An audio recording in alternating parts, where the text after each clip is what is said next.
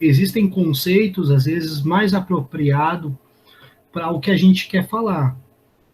Repetindo, se eu quero expor as contradições da globalização, talvez até a globalização não seja o melhor conceito para eu utilizar, né? Porque essas contradições tangem muito mais aspectos relacionados à economia, aqui, né, chamado de internacionalização da economia.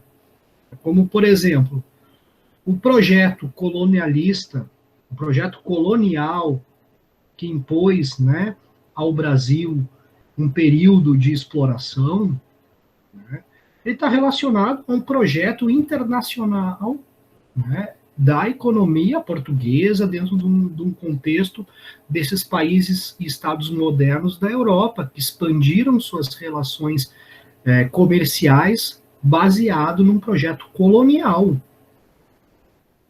Ok? Então, 4 conceitos que se relacionam: conceito de globalização, internacionalização, aldeia global e mundialização. Existe esse histórico, né, que eu, de certa forma, trouxe aqui para vocês, que o capitalismo ele tem essa perspectiva das relações comerciais, que começam, né, desde, por exemplo, das grandes navegações, e vem através dos tempos, né, ganhando corpo através da acumulação de capital, principalmente dos países que iniciaram no seu processo de industrialização. Então, a gente tem ali, naquele período da Revolução Industrial, o norte da Europa se desenvolvendo e proporcionando uma reorganização a partir do acúmulo de capital e, principalmente, aquele período ali da transição do século XVIII para o século XIX, a gente vê uma crescente disputa, né, por territórios que vai culminar ali nas grandes guerras. Ao final da Segunda Guerra Mundial, os Estados Unidos, que durante a guerra se industrializou de certa forma, passando a abastecer a Europa, após a guerra, os Estados Unidos não só era o principal fornecedor de bens, como armamentos, vestimentas e alimentos para a Europa, como passa a financiar a construção da Europa, a reconstrução da Europa. Então, a gente mais ou menos amarra o início do capitalismo financeiro a este período de reconstrução da Europa a partir do financiamento americano, fortalecimento do sistema financeiro mundial. Né? Então, a gente vê uma nova articulação desse capitalismo, que não é mais o capitalismo baseado nos bens, né? E sim agora é algo menos palpável, que é um capital financeiro e, digamos, volátil, né? Porque assim como ele passa a existir enquanto financiamento de obras e infraestrutura em determinadas regiões, ele é retirado, né, ao bel prazer de uma crise econômica, por exemplo, ou de uma moeda ser desvalorizada e deixar de ser atrativo se investir em determinada região, né, do que comparado a outra região. Então, esse cenário dos mercados financeiros, das bolsas de valores, isso é muito importante nesse cenário que vai caracterizar a globalização. Né? Aqui, o que a gente está buscando discutir, né, não só de uma hegemonia capitalista que passa a vigorar quando a gente tem um fim ali naquela Guerra Fria, né, enquanto o modelo econômico do socialismo ele é fadado ao fracasso, né, a partir do projeto da ex-União Soviética, né, e aí a gente tem alguns marcos, né, que é esse fim da União Soviética, a queda do Muro de Berlim, que representa a unificação das Alemanhas. Então, todos esses marcos que ocorrem ali na transição da década de 80 para 90, né, digamos, o que a gente chama de o fim do socialismo e a hegemonia capitalista, né? Então, o que isso está promovendo, digamos assim, né, enquanto um projeto neoliberal, políticas, aqui no título, políticas neoliberal, né, em parte, a desburocratização do Estado, ou seja, é a ideia do Estado, do governo, cada vez menos, né, ter importância diante das articulações de mercado, dos postulados do liberalismo, é a livre circulação de capitais internacionais. Né? A ideia da livre circulação, ela envolve aquela ideia de que os mercados eles se regulam. A lei da oferta e da procura, né, que dita o preço, por exemplo, dos produtos que nós vamos encontrar no mercado, ela seria uma premissa, digamos, universal, de que as coisas se regulariam e tenderiam ao equilíbrio. E aqui, aquela ideia, que é o conceito de Milton Santos, né, que ele que traz esse conceito, que é a formação do meio técnico-científico informacional. Ou seja, dentro da perspectiva da globalização enquanto um modelo que vai encurtar, um modelo do planeta, né, ou até mesmo de uma sociedade onde as distâncias são encurtadas, da facilidade das relações de comércio,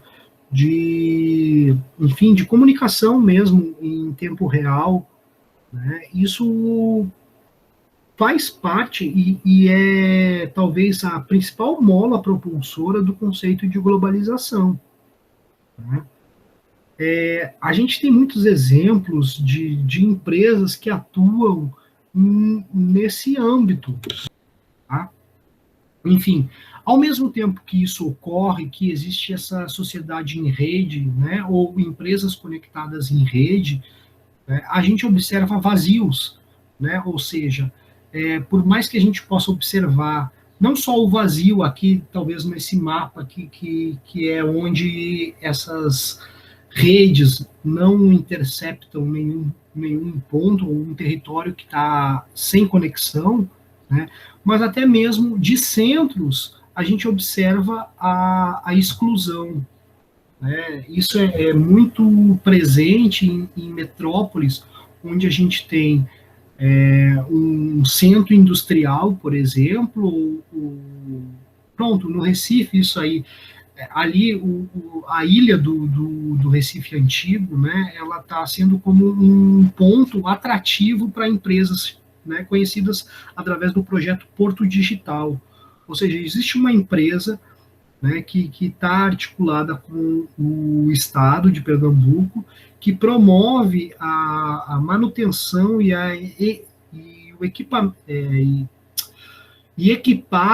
prédios ou infraestrutura para receber empresas, né, que vão trabalhar naquela região ali. Só que ao mesmo tempo que a gente observa, né, essa busca por consolidar uma infraestrutura tecnológica para que a área do Porto Digital receba essas empresas, a gente observa populações na mesma ilha morando em palafita sem acesso nenhum a esse tipo de não só acessibilidade, mas a gente fala da própria parcela, né, do capital que ali gira. Né? Isso é bastante marcante ali, né? Aquelas populações que vivem nos manguezais do Grande Recife. globalização ou internacionalização da economia, que é a ampliação do setor terciário, né? E isso, como eu estava pontuando antes, né, de territórios que se conectam ou que não se conectam, né, o que eu trago aqui para vocês é que esse setor terciário, né, conforme essa planilha aqui, esses 3 gráficos que vocês podem ver, né, ele é o setor que mais cresce enquanto atividade econômica de qualquer tipo de país, de qualquer tipo de economia. Então, nesse primeiro aqui, no superior, não sei se está visível, mas vocês podem identificar no livro de vocês, o primeiro são as economias emergentes. Quais são as economias emergentes? Né? Ali embaixo vai dizer Brasil, México e China, por exemplo. Então, nós vemos que lá desde a década de 70 era pequenininho a participação na economia, por exemplo, do Brasil, do setor terciário. Talvez, se a gente for observar hoje, ainda seja pequena a participação do setor terciário no PIB brasileiro. O Brasil, historicamente, se consolidou como um país agroexportador, ou seja, setor primário. Né? Mas é inegável o crescimento do setor terciário ao longo dos anos, e principalmente o assunto aqui hoje é globalização. Então, a partir da década de 90, está exatamente aqui, é inegável o crescimento, certo? Antes mesmo, né, da transição de 80 para 90, a gente já observa o crescimento, e principalmente aqui, depois dos anos 2000. Esse grupo de países aqui abaixo são as economias em transição, como, por exemplo, a Rússia. Tá? Então, a gente vê esse crescimento num período, uma relativa queda, mas a partir dos anos 2000, né, um inegável crescimento desse setor da participação, da prestação de serviços, ou seja, o setor terciário na economia. E o primeiro subtópico aqui é livre comércio e o protecionismo econômico. Então, essa é a primeira contradição exposta aqui no livro de vocês. Se é livre comércio, como é que pode haver políticas protecionistas? Então, por exemplo, vocês recordam que a proposta econômica colonial era o pacto colonial, ou seja, era um protecionismo por parte da metrópole Portugal, em que as relações comerciais entre colônia e metrópole fossem restritas, ou seja, né, protegidas, né, justamente pelo pacto. Quando a Inglaterra financia a fuga da família real, a Europa justamente solicita a quebra desse pacto colonial. E a gente considera, né, um capítulo da história do Brasil importante é a abertura dos portos, ou seja, a tarifa de alfândega, ou seja, a tarifa de importação, né, desses produtos industrializados que a Inglaterra já adentrava no seu processo industrial, né? Esses produtos eram tarifados e tornavam eles muito caros, que inviabilizava a importação deles.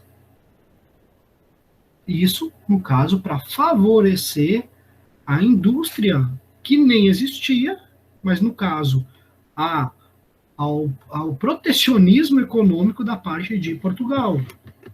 Né? Ou seja, se o Brasil quer comprar alguma coisa, então, primeiro, o comerciante português, porque eu falei indústria que Portugal nem tinha, mas é o comerciante português que compra da Inglaterra, ou seja, um atravessador desses produtos para com a colônia.